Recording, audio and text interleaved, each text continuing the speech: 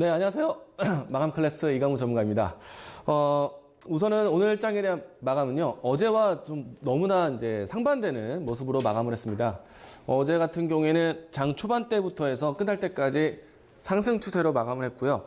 오늘은 장 초반 때부터 해서 하락할 때까지 계속 꾸준한 하락세로 마감을 했습니다.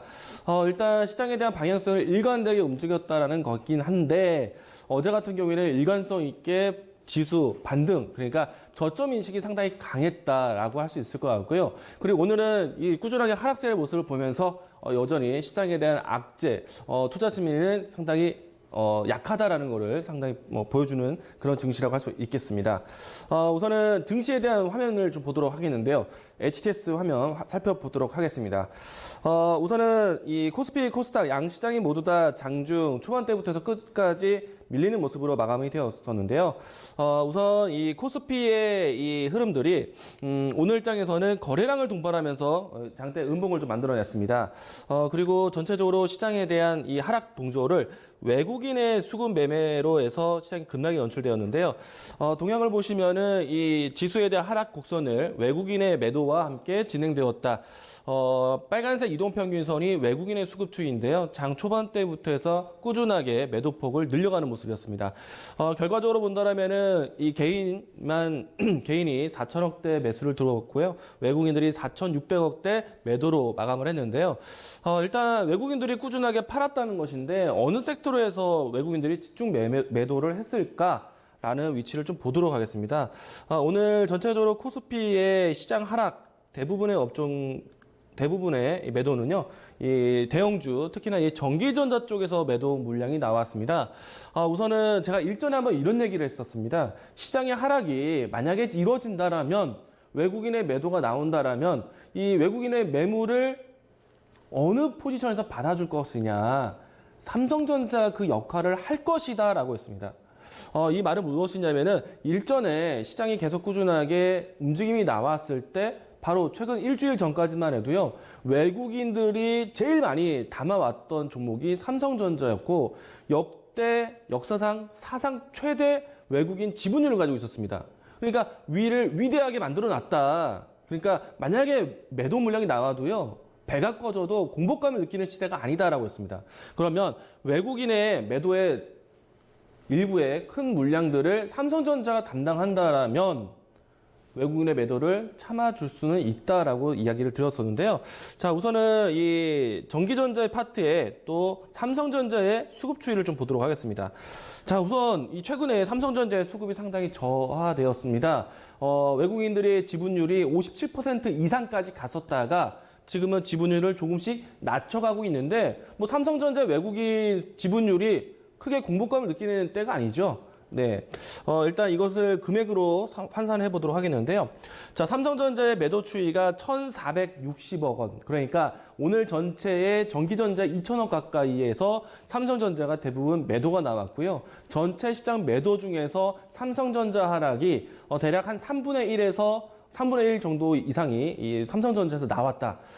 일단 전체적으로 시장에 대한 매도가 나왔지만은 삼성전자가 큰 역할로 해서 매물바지를 했다는 얘기입니다. 총알바지를 했다는 얘기고요. 여기에 더불어서 SK하이닉스도 사실은 조금 매물이 나오긴 했었는데, 일단 삼성전자가 추가적으로 얼마만큼 더 매물을 소화할지는 더 지켜보셔야겠지만은, 예상컨대 이 지분율이 50% 이하로 떨어지진 않지 않겠는가? 라는 생각을 가지고 있습니다. 우선은 조금 더 충분한 여유가 있다라는 점 좀 확인해 보시기 바라겠고요. 일단 외국인의 매도는 앞으로도 좀 더 커지지 않을까. 왜냐하면은 MSCI 이머징 마켓에 대한 재분배가 이달 말부터 진행되기 때문에 어쩔 수 없이 나가야 되는 물량들이 있을 겁니다. 그 부분들도 삼성전자 주축으로 해서 얼마만큼 소화되는지를 한번 살펴보시기 바라겠습니다. 전체적으로 시장 기조가 좀 어려웠습니다. 어제하고 정말 상반되는 모습이었는데요. 코스피, 코스닥 양 시장이 모두 다 대체로 하락을 했고요. 그리고 장 초반 때부터 장 후반 때까지 사실 일어나는 종목들이 많지는 않았다는 점 보도록 하겠습니다. 자, 오늘 왜 이렇게 빠졌을까? 텍스트 파일 넘어가 보도록 하겠는데요. 결국에는 미국과 중국의 무역 분쟁, 무역 협상 때문에 이와 같이 시장의 투자 심리가 크게 꺾였다. 라고 보실 수 있겠는데요. 자, 오늘 간밤에 또 트럼프의 말이 좀 나왔습니다. 자, 우선은 내용을 보시면요. 이 트럼프 대통령이 미국 자국의 정보통신 기술 보호를 위해서 이 국가 비상상태를 선포한다. 이 말은 무엇이냐면요. 사실 표적이 있습니다. 이 화웨이라는 이 기업을 통해서 미국 자국 기술 보호를 하겠다는 얘기였고요. 그 내용을 좀 더 보신다라면 화웨이에 관련된 계열사 70여 개의 회사를 두고 조금은 이 자국 보호에 대한 기술 보호에 대한 부분들을 방어를 하겠다라는 얘기였습니다. 사실 이 부분들도 어떻게 보면은 이 좀 폐쇄적인 이 정부 정책이라서 미국 자국에서는 입장은 좋았지만 사실 이것을 지켜보는 주변 국가에 대해서는 다시 한번 화웨이를 제재하면서 미국과 중국의 무역 협상에 난항을 겪지 않겠는가라는 악재로 풀이되어서 오늘 시장의 하락이 연출되었습니다. 사실 이 트럼프의 관세 얘기가 좋은 점도 있었습니다. 뭐 한 가지 예로는 두 번째, 미국의 이 자동차, 그러니까 미국 중심에서 수입되는 자동차의 관세를 부과하는 것에 대해서 이 계획을 해왔는데 이 부분들이 이 결정에 대한 연기를 했었죠. 또 하나 더 한다라면은 트럼프 대통령이 한국과 같은 국가는 관세의 면제 대상도 필요하다라는 얘기까지 나와서 오늘 어떻게 보면은 우리나라는 좋은 호재도 발동이 되기도 했습니다. 자, 그래서 장 초반 때에는 자동차 완성차, 자동차 부품주들이 일제히 상승하는 모습들도 연출이 되었었는데 우선은 가장 중요한 핵심 요소인 미국과 중국의 무역 협상의 난항을 투자 심리를 크게 꺾이면서 자동차 관련된 종목들도 일제히 좀 하락하는 모습들 보여주었습니다. 자, 우선은 자동차 관련된 종목들 한번 살펴보도록 하겠는데요.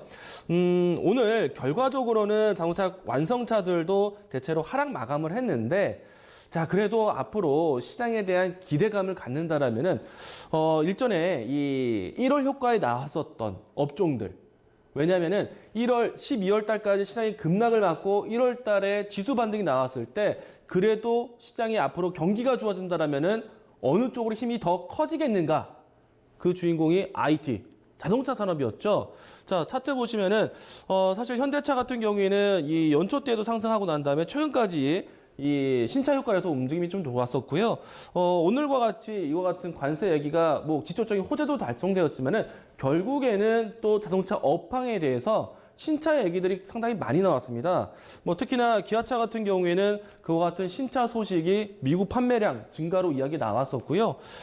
그렇다면은 뭐 앞으로 시장의 브레이크, 그러니까 지수에 대한 하락 브레이크가 만들어지고 안정화된다라면은 다시 한번 자동차를 보실 수 있는 계기는 된다. 보시면 좋을 것 같고요. 여기에 완성차뿐만 아니라 부품주들에 대한 역할도 좋지 않을까 생각을 합니다. 왜냐면은 현대 기아차에 대한 성과가 어려웠을 때 시장의 새로운 고객사 만나는 활로가 부족했었는데 이번에 이 미국에 대한 얘기를 통해서 미국 시장 진출을 다시 한번 준비할 수 있지 않을까 생각을 하고 있기 때문에 자동차 부품주들, 완성차들 만약에 시장에 브레이크 잡는다면 저점 인식이 강할 수 있는 업종이라는 거 함께 보시기 바라겠습니다. 자, 그리고 세 번째 포인트로 넘어가 보도록 하겠는데요. 오늘 시장의 특징으로 본다면요. 아무래도 시장의 이 등락이 워낙에 어렵다 보니까 실적에 상당히 민감한 하루였습니다. 자, 그래서 오늘 이 실적 발표가 나왔었던 실적 호조가 나왔던 기업들 같은 경우에는 일제히 상승하는 모습들 보여줬는데요. 실적에 따른 종목 차별화가 있었다는 점 차트를 한번 보도록 하겠습니다. 대체로 모든 종목들이 하락을 했습니다. 그런데 오늘 실적 발표에 의해서 실적이 개선된 뉴스가 나왔던 종목들, 뭐 휠라코리아, S24, CNH, 또 쿠크홈치스, JW생명과학 이와 같은 실적이 뉴스가 나오는 종목들 같은 경우에는 강한 상승세를 보이기도 했었는데요. 앞으로 이런 기조는 계속 이어지지 않을까 생각합니다. 그러면 종목 개별 장세로 갔을 때 실적도 꼭 보셔야 된다는 것. 지금은 기업에 대한 이 내실이 준비되지 않는 종목들 같은 경우에는요. 상승이 올라가더라도 제한적일 겁니다. 그래서 실적을 먼저 보자라는 의견도 드리도록 하겠습니다. 자, 내일장에 대한 준비 이야기를 해보겠습니다. 아직까지 시장은 정말 좀 어렵습니다. 그리고 미리 예고했던 것처럼 어제 시장이 좋았을 때도 이 이야기를 했었거든요. 시장은 미국과 중국의 무역 분쟁으로 인해서 일희일비할 수 있다.